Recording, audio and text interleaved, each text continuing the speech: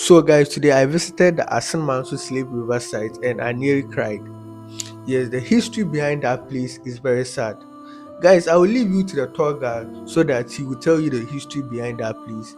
And if you have any question, make sure you ask it under the comment section. I'll come and reply you. And if you are new on this platform, make sure you subscribe to this channel, like the video, and make sure you share it, guys. Guys, let's go and listen to the history behind this place. You basically welcome to the central region of Ghana, you already know. ASSIN Manso slave market and the Ancestral river site. My name is Roland and I will be your guide. But before I start the tour, there are a few things I want you to know. This particular part that you are visiting, it's a very spiritual ground. We have our do's and we have our don'ts on this land. I will not stand it when you disrespect this land. So certain things that you think you need to do, please ask for my permission first. It is a place of respect and it's a place of mourning our ancestors. Now, ASSIN Manso was one of the slave markets that existed during the transatlantic slave trade. It wasn't the largest of the market, but ASSIN Manso became the busiest of the market. According to one historian, in a person of Professor Akosua Adoma Pebi, in a book entitled The History of the Indigenous Slavery in Ghana, from the 15th century to the 19th century, she identified that Ghana had 63 slave markets.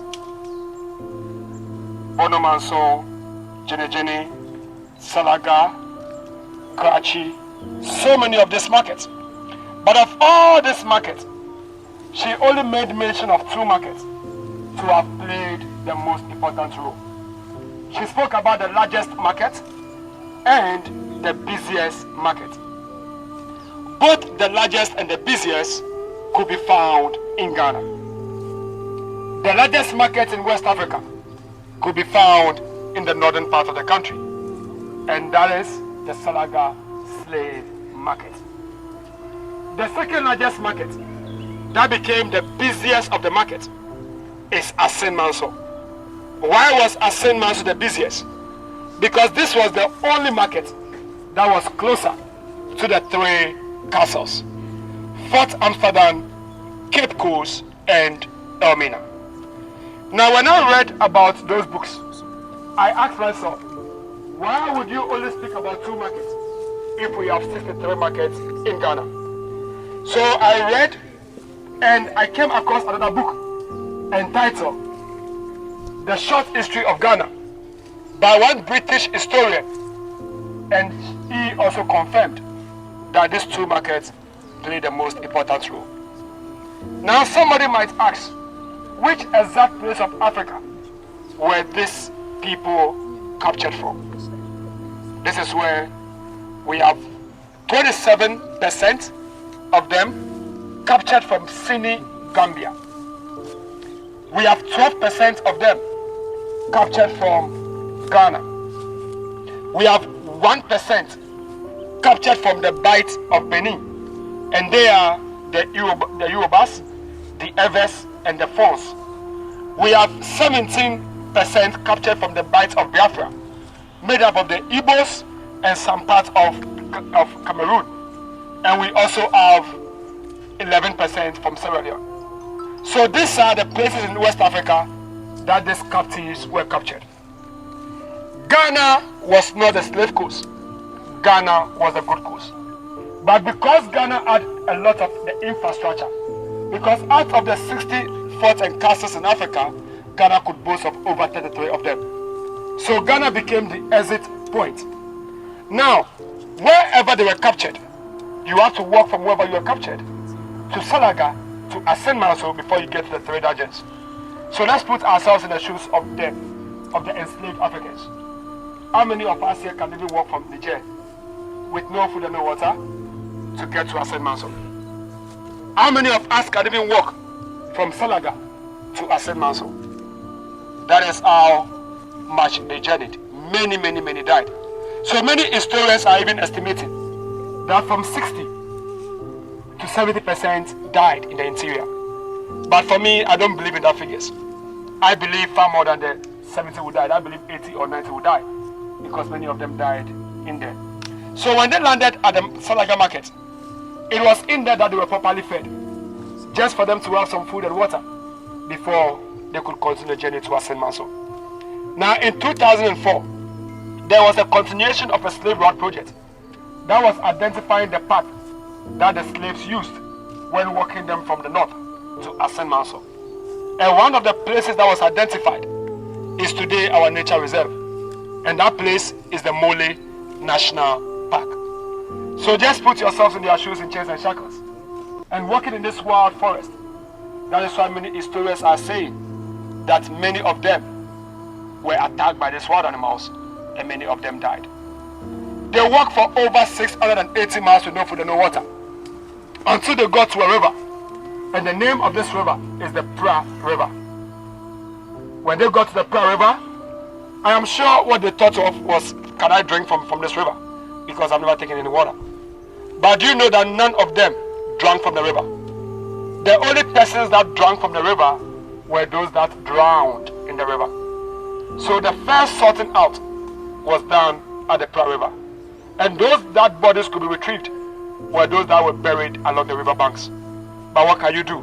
You still have to continue all the way in here. So when they landed here at the market goes all the way to the community. But development has catch up.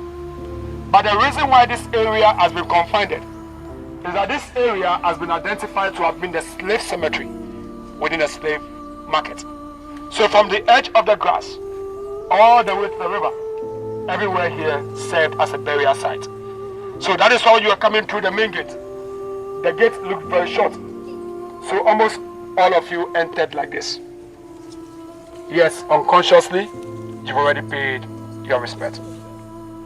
When they landed in here, because they have a river that flows through this market, they capitalized on the river to bathe the captives. At the riverside, they went to their first ever auction and they went to their first ever banquet. Those that were not able to continue with the journey were those that remained on this land. The few ones that had a little strength to carry on, they were those that landed at the dungeons. They stayed in the dungeons for 3 months. 36,000 slave ships perpetuated this crime. 36,000. 4,990,000 people landed at Fort Amsterdam and Mabo. We have 218,300 landed in Cape Coast, and we have 180,933 from Elimina. These are the numbers that were taken. Many historians are estimating that 12 million were captured. And out of the 12 million, we have 2 million of them dying. But those data is not accurate. When I visited the state, we had so many discussions on that. But maybe those data, you're not going to get it today. Because I'm going to have it next year. So come for the next year and you have another information about the slave trade. Now, when they went to the dungeons, they stayed in there for 3 months, awaiting the return of the slave ship. So in 3 months' time, the slave ship arrived. And the slaves, the enslaved Africans, have to go onto the slave ship. But before they could get onto the slave ship, there was a door that all of them crossed. And I know you all know this door. The door of no return. You see, this door of no return, you know it has already been changed to the door of return. Do you know it? Yes. Okay, so it's simple. On the 31st day of July 1998, we are the remains of our 2 ancestors brought back to us. And those 2 that changed the door of no return to the door of return are those you could see in the graveyard. So from the right, her name is Madame Crystal from Kingston, Jamaica. She's representing the West Indies. And in the middle is Samuel Carson from New York, US of A, representing the Americans. So on the 31st day of July 1998, the 2 remains of our ancestors re-entered the country through the infamous door of no return at the Cape Coast Dungeons. Immediately they came out from that door, the name on that door was changed to the door of return. And the following day, being the 1st of August 1998, the two were buried here. That is why the people of ASSIN MANSO, we celebrate Emancipation Festival every 1st of August. Now fast forward in 2019, it was the year of return celebration in Ghana. But our brothers and sisters from the diaspora, they always believed that that year of return celebration was a prophecy about them. And that is true. Because 1619 was when the first documented slave ship landed in Virginia, Jamestown. So 2019 in Ghana, when you do the math, it is 400 years.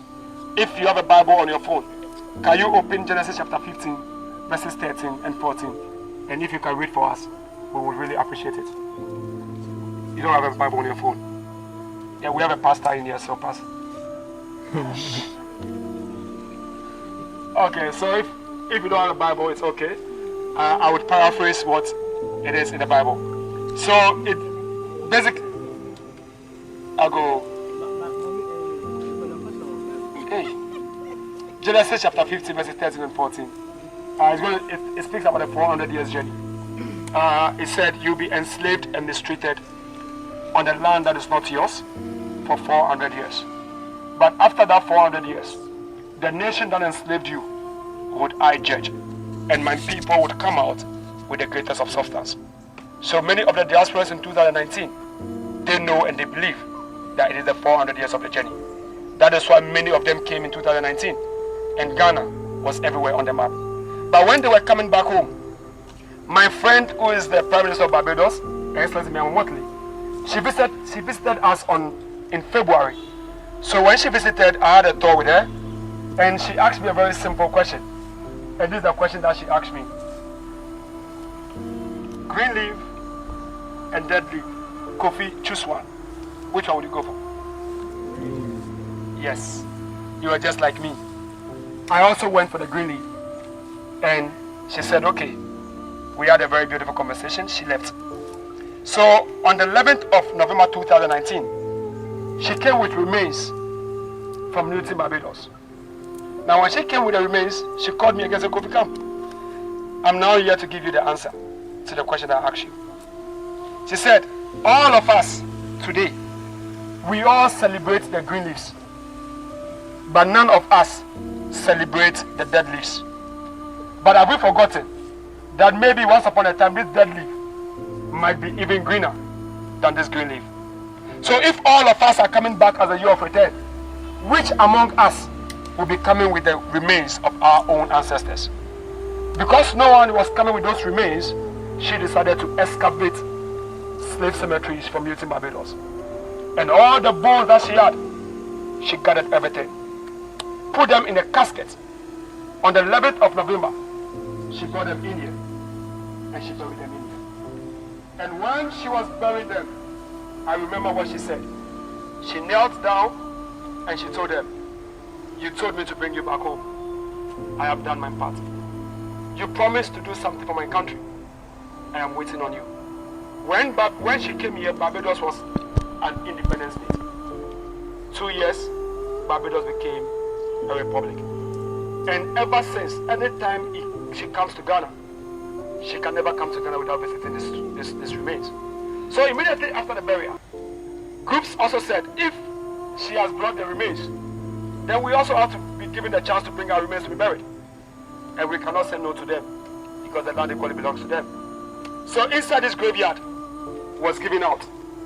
And today, we have 536 ashes on this land. The trade was abolished in 1807, but not slavery. But for me, I don't believe slavery has been abolished. It has evolved into a new form. And today we have moved away from slavery in chains and shackles to mental slavery. And that is why Bob Marley told us, emancipate yourself from mental slavery. Because none other than ourselves can free our minds. We're going to make a short walk to the river, but listen. We're going to walk on this ancestral path. The exact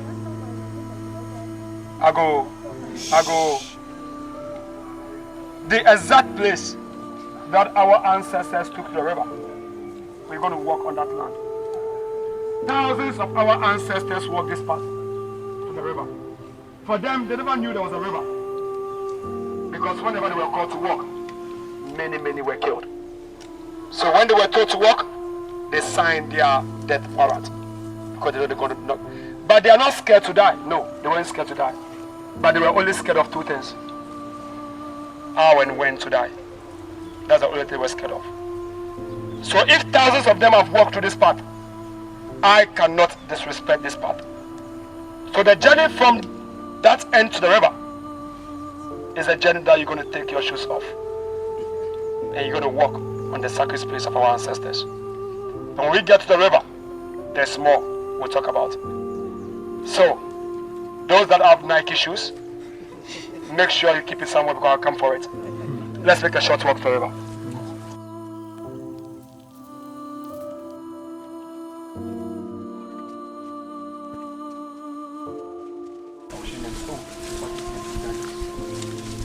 So they have to bring them from wherever they were in order for them to come to this river, in order for them to have their last bath. We are all Ghanaians, so we understand because we are in the dry season. That is why the water level has dropped. But if you had visited in the rainy season, everywhere here will be flooded and you can't even get closer. Many of the captives that were brought in here, many of them were coming from the interior, so they never knew how to swim. So when they brought them in here during the rainy season, they found that the water level was very higher, so they allowed them to bathe in this river. But they realized that many of them committed suicide in the river. They didn't know why they were committing that suicide. But in the dry season, they understood why many died in this river. Because when you look carefully, you could see that one part of the river has so much rocks in it. And the other part of the river, there's no rocks in it. These are two separate rivers, they're not the same river. Both rivers have different sources. The stagnant one is different from the one that moves. And because they were scared that when they bathe them in there they're going to die, they stopped them from bathing in this river. And they only concentrated in using this river. That is why the name of this river is today Nonko Isu, which means the slave river. Oh, yes. And the other river, a name is Ama Emisa. Nana Emisa. But many don't know the right name, so they love calling Oche River. But it's not Oche, it is Ama Emisa. So the enslaved Africans bathed in here, but not in there. Because with this side, whenever this place gets flooded, it is very stagnant and very gentle. But when this place floods, you can cross. That is why whenever it rains and this place gets flooded, nobody goes to farms across the river. Because when you go in there, you can be just swept off. So because of that, they stopped them from bathing in this river. So while the captives were coming to bathe in this river, this was the path that they took to the river. But today, we in this community, we treat this river with all the respect. Because we believe that there's so much blood of our ancestors in it. So many of the energies of our ancestors in it. We don't fetch, we don't do anything with it. The only thing we can do with it is to offer a prayer, that is libation, that we can do in it. That is why when the diasporans come back, they don't have the chance to even touch this river again, no. Because we should allow this river to rest in peace. Imagine if these trees will be able to tell us what they saw during that era. I'm not sure anyone can be here. And even if this land could open our eyes now to see the color of it, maybe you just be doing this, I can't stand it. So everything in here have kept this space themselves. That is why when you are in here, you have to be very, very careful. Because you can come in here and go away with blessings, and you can come in here and go away with curses. Because some that died may put some curses on the ground. Some that died put some blessings on this land. That is why I love you, and I told you the best thing that you can do for yourself. So when we come back, your journey in here is to change the narrative of our ancestors. Sometimes you might think, say, it's nothing to you. What is it that they are talking about? But I could tell you that if you could trace back to your family, many of you are coming from Elimina and Cape Coast. When you trace from your history, many of you, your ancestors, some were captured. So imagine if you have a brother in the US of A and you don't even know he's your brother. That's the pain that the diasporans always feels when they come in here. Somebody told me, I came over, I saw someone that looks exactly like my daddy. I said, why didn't you go for him? He's your dad. And that is how the whole thing is. So whenever they come in here, they are here to change the narrative and say it better. So they don't come to the last bath. Because when you enter this last bath, you are accepted. And that is why the only way you can visit the river is through the first bath of return. It was on these same grounds that they were auctioned. It was on this same ground that they were branded. But the cemetery in here is different from where we're coming from. You know why? Because in here was where the freedom fighters were killed. They call them rebellious, but we call them freedom fighters. Because they have seen everything, they are not scared to die.